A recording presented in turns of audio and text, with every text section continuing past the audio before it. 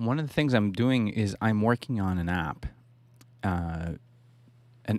to help um, discuss a book with a friend,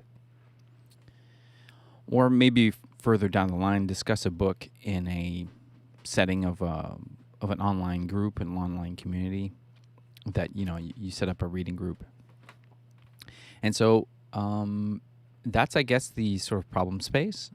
And the way that I want to address that is by being able to asynchronously share about the book, meaning that we're not setting up like Zoom calls where we're going to be discussing a chapter. We're not doing any of that stuff. We're not discussing in a forum where you might have some spoilers. We're not waiting until you've read the whole book before we can discuss it. The idea is the idea that we can have a discussion around our reactions, or that we share our reactions.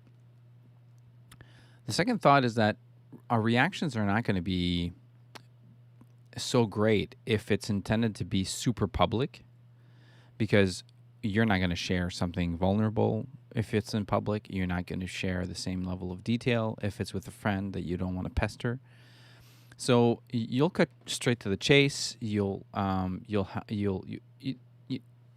thoughts are going to be following each other as you read the book. You're just going to add to an idea, and you're going to assume that your friend is going to remember that you mentioned that thought before. I don't want this to be a comment thread app. I just want it to be the following: you get to a page, and Chris and I will be reading the practice, for example, and I'm going to write a note for myself while I've got the thought in my head, or I can straight go to the thought that I have that I want to share with Chris. But then I'm going to be having a couple extra fields that are going to be capturing the progress, where I am in the book. So maybe the page number and the page, how many pages total. If you're reading a paper book, it's always going to be the same total of pages. But if you're reading an ebook, that's the interesting part. So that I can get like a floating number progress indicator of where that note occurred inside the book, so that then only once you've shared a thought can you read the ones from your friend at that same spot in the book or earlier. So that will be the kind of the idea that you keep sharing, and then once that person got to that point in the book, then you both know that you've read the same parts and that you can discuss it, and not discuss it in here. You discuss it offline if you want. Actually, I would encourage people to do so. I don't want this to be like a social network and stuff like that. But just at the minimum, recording your thought and then doing something else after that. So that's going to be the thing I'm going to be centering my practice on. Is this thing. So this morning I developed this screen after having set up some structure before. So now this afternoon I'm practicing testing. A bit about the structure. You've got a bit about the structure. The reading group app. So you're going to add a reaction or a thought. It's actually going to be a reactions controller. And you're going to be adding 2 notes. So I've got a special, reactions form object, which is a active model object. So it's a special object, reactions form. It's not tied to a reaction object in the database, because a reaction is going to be actually 2 notes with the same UUID, like reaction UUID basically. That's all I'm going to be doing. I'm going to be tying them together like that to mark them together in the same time. But essentially each note will have their own like the content of the note, and with whom it's shared. If it's private, that means it's shared with nobody. And so that's a bit the idea. You've got a book, you've got a group or a team, and then you've got a reading. And the reading is there to tie the book with the team. And I might change that in the future in case you want to reread a book. You want to start over, basically. So you've got yourself, that's a bit the idea of what I've got. Now, I'm used to going pretty far without doing tests. And I know that doing tests is important because I don't like to have that hanging over my head, the thing that I don't have a test for everything that I should. I've written model tests before, I've written controller tests before, I've written integration tests, but it's not a practice. It's not something that is automatic. It's not something that I'm doing all the time. So Perishable is asking, so it's like a Twitter for book club. Yeah, it's a Twitter for book club. Well, it's not going to be free like Twitter. It's going to be paid. But the idea is to encourage asynchronously that encourage a group of people to be reading a book at the same time, but not necessarily at the same, at roughly the same time.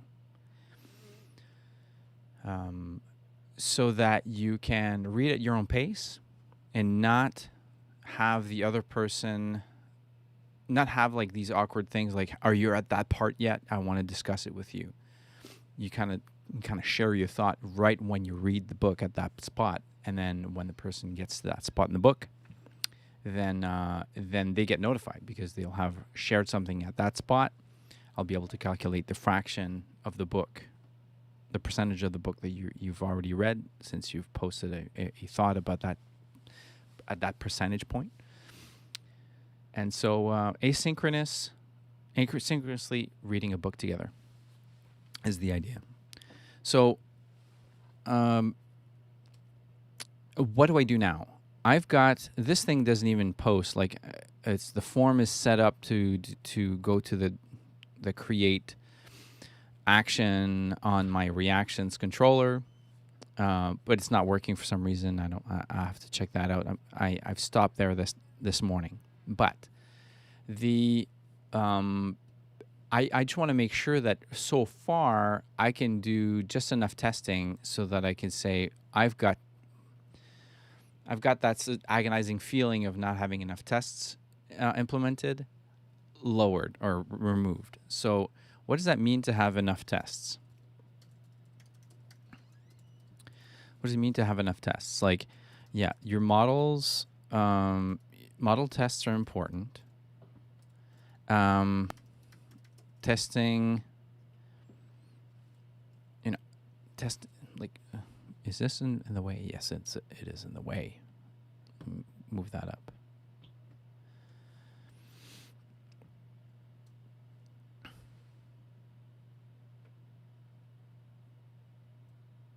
Okay, got it. Is my video lagging? I would like to know. Anyways, I'll check the video later. Model tests, integration tests for sure. And I've heard that, if you do model tests and integration tests, that's good enough. I've heard that private methods, no need to test. And this is something I've heard from Jason Sweat. I think on a podcast. And he was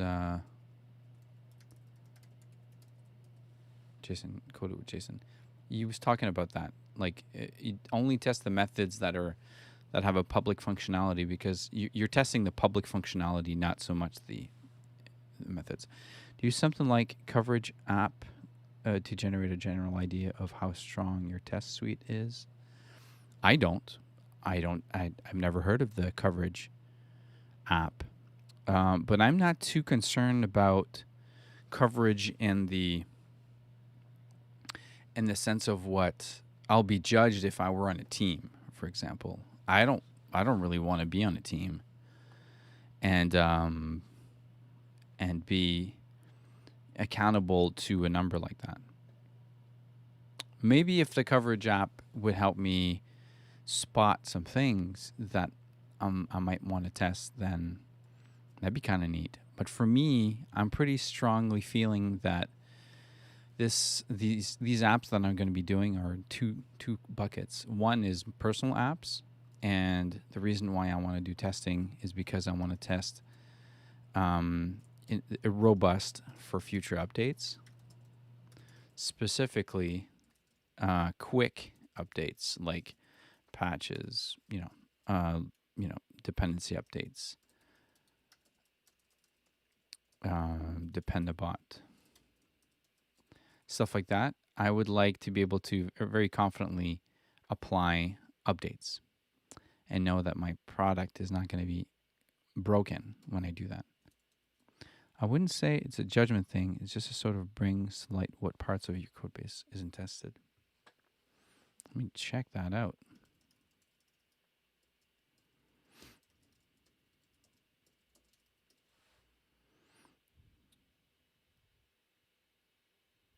What's it called? It's called coverage.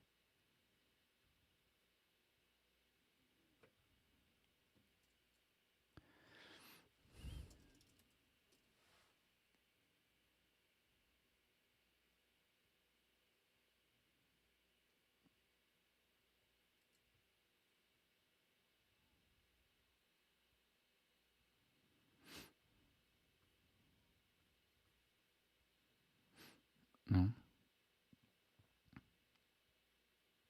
All right. Well, if you've got a link, I would appreciate it. So, yeah. So maybe have a coverage, spotting some coverage issues for sure. Okay. So the integration tests are going to be slow, but they're going to be comprehensive. I'll be able to test certain paths throughout my application that I'm able to uh, nail down. Sort of make sure that those paths are working properly, and I can test stuff like validation. I can test form submissions, and for the so like this is using Capybara or like some kind of browser. Um, um, Driver. Simplecov, yeah, it generates a file called coverage. Okay, multitasking is hard. Yeah, Simplecov. Let's check that out.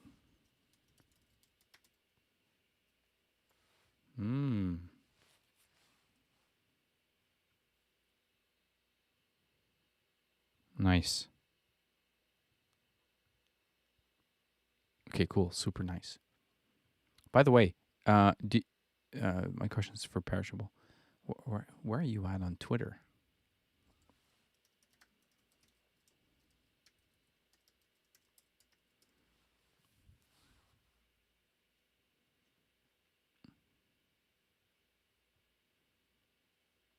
Is that you?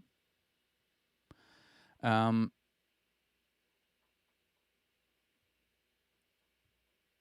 so the idea that I wanted to mention is okay. One thing I want to do in order for me to learn is if I go on GitHub, I'd like to be able to find a bunch of example Rails apps that I can use for my practice, so that I can see how other people are doing. So I've got this little um, this app from a guy called Joe Masilotti. Okay, Alex Myers, got it. And he's got, yes. Okay, cool. He's got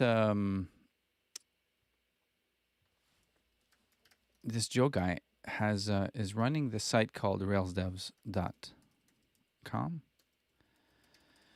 and this is a public, like, it's his own product basically.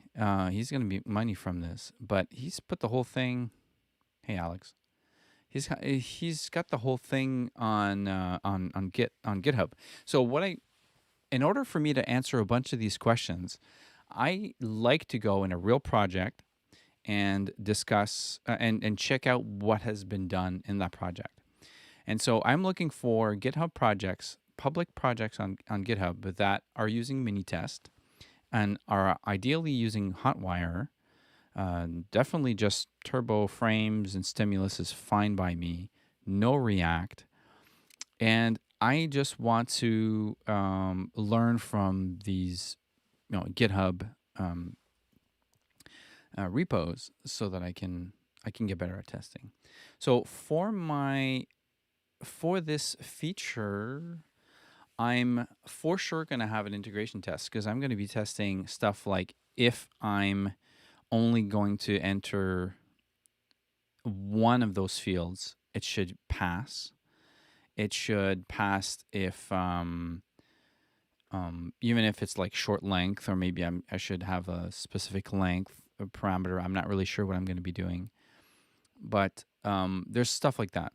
When I'm going to be entering the page number and, so that I can deduce a progress percentage, I'm going to have some things around that. Maybe I can just get by with a model test and directly on the form.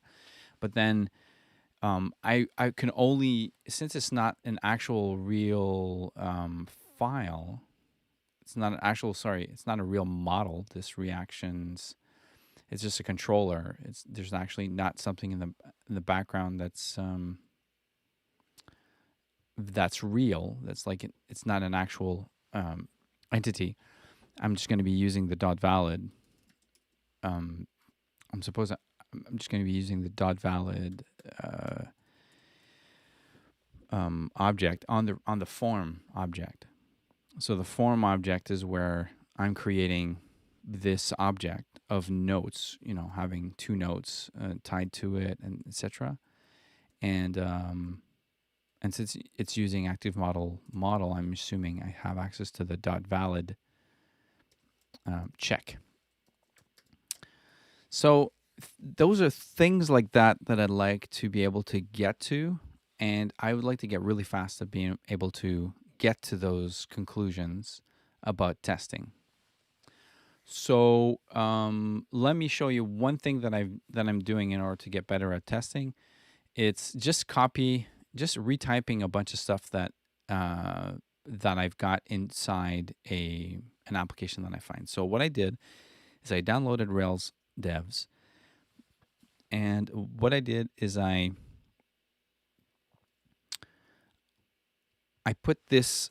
I searched throughout the test directory for all the assertions, for example, all the assertions, and I've got them all grepped out on this document here, and I'm going to be retyping them one by one.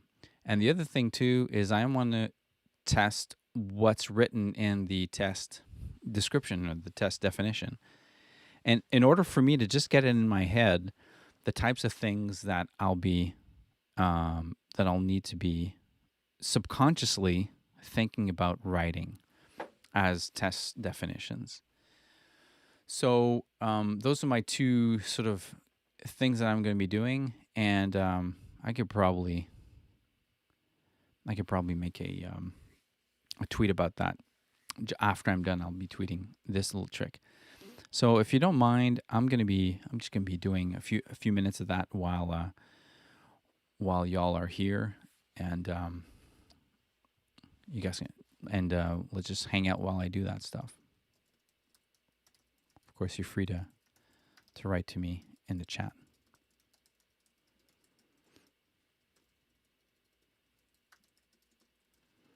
So here, conversations 1. I'm assuming this is a fixture. In this case, they're not using FactoryBot. They're using just the normal. See, this is a good opportunity for the valid. So this is without saving. We're just seeing if I were to save, it's gonna be fine.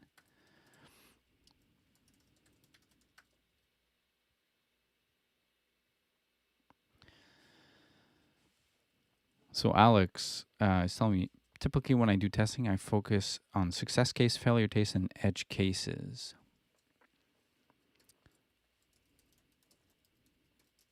So in this case, a success case would be I'm creating the models, I'm creating the book, I'm creating the reading association, checking to see if they're not created properly with a good, the book it doesn't have a title, stuff like that, and other edge cases like that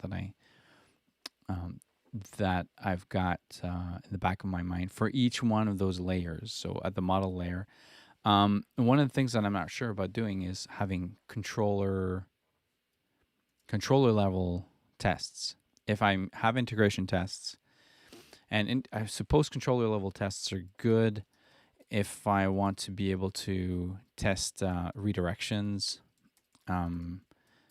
levels of access, and that sort of thing. They're kind of like super quick and cheap to do, as opposed to a full blown integration test. On one project so earlier I was saying for me these tests it falls into two buckets. One is personal projects and one is client projects. I don't have any employer right now. I don't want to go into that. So for me is being able to have tests for me for the future and have tests that robust and like clear for future maintainers is basically it's sort of like a documentation of the functionality.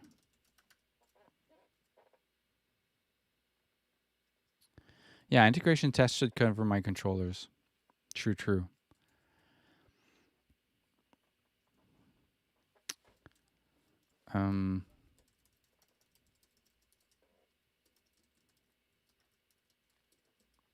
What are you working on, Alex? What's on your plate these days? Available, unspecified. So available in future. I suppose these are defined. Oh, interesting. Developer tests. Available. What's this business?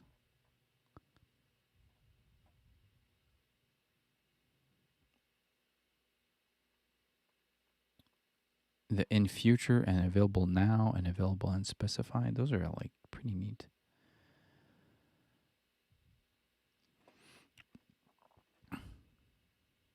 Scope available. What's this madness? Availability. What's this concern? It's a component. It's a concern. On deliver included available status and specified now in future. Nice. Ooh.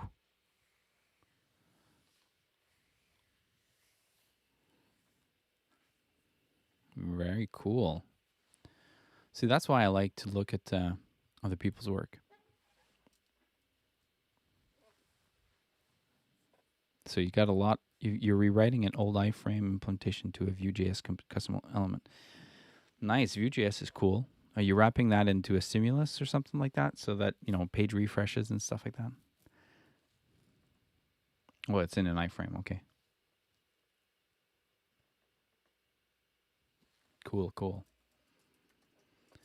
Personal projects are cool.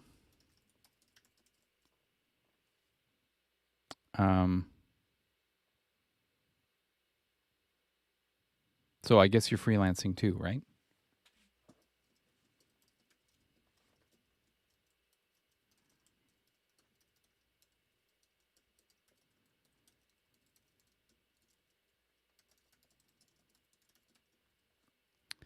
Yeah, skip a few assertions here. I really don't have the I don't have the not the inclination, but the reflex to use the assert difference callbacks or wrappers, I suppose. So that, and I think they're kind of cool because this thing is going to be run once before and another time after some the body has been run. Very cool.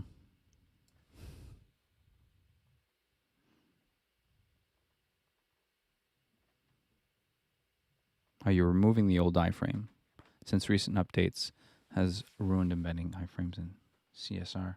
CSR?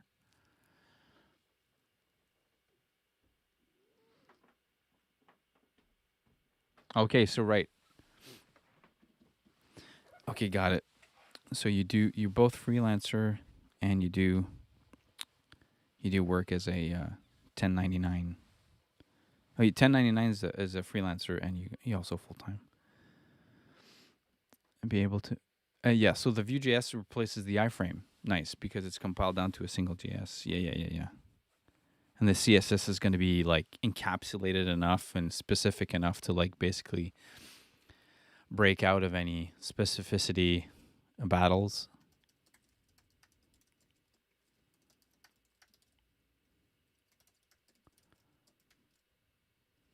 Cross-site requests, yeah. Are you reading anything, Alex? I've got like 3 minutes left. I'm gonna switch to copying some test cases, if you guys don't mind.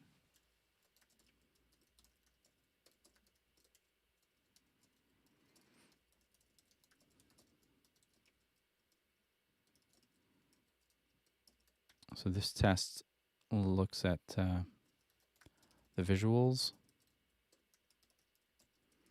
I know RailsDev.com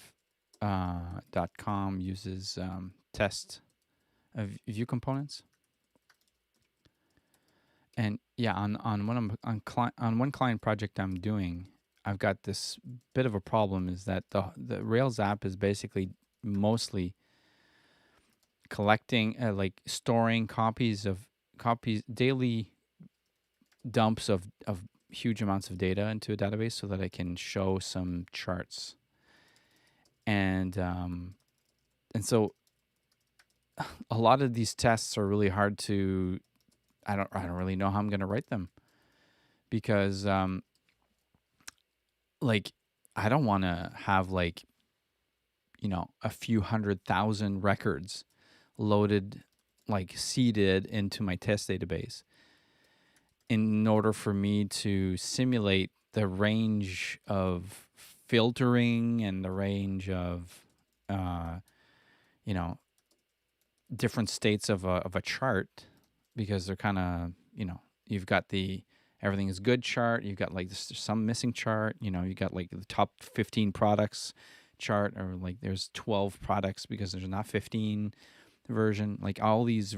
I don't really know what to do. And also I've got a lot of search in places, so that I want to get good search quality. And so I don't know I'm going to do that. And I'm thinking view components might be what I'm going to be using to get good test coverage and to just test the view component. Namespacing, all class names, yeah, that might work. Drive by Dan Pink. Patterns of enterprise application. I bet it's a snore. The 10% rule. What's the 10% rule to read books? This is interesting. Okay, I think I don't think I'll have time to read your answer, Alex. I'm increasing 10% rule for public policy. Yeah, that's not it. Okay, so this 30 minutes is up. I want to show you basically a little bit of my app, a little bit about how I do deliberate testing. Thanks for hanging out, Alex. And if you've got things that you'd like to share with me, if you'd like to, I'm going to share a couple things. But anyways, on my Twitter is Twitter is Pascal Laliberté, PascalLaliberte. And also, I'll be doing another. I'll be doing one of these every Tuesday at 3:30 on YouTube, and I've got on Twitch. I've got another live stream, and that one is on creating some landing pages. And the landing pages that I'm going to be doing are going to be about a service offering that I'm working on for stimulus consultancy. So creating a landing page, getting into the mind of the buyer, getting into the mind of somebody who's interested in getting progress on a problem. And so this landing page is on Thursdays at 11 a.m. Eastern, and on my Twitter there's going to be information about that. Thanks for hanging out. And yes, Alex, I'll be looking at your stuff, your 10% rule. Okay. See you, everybody.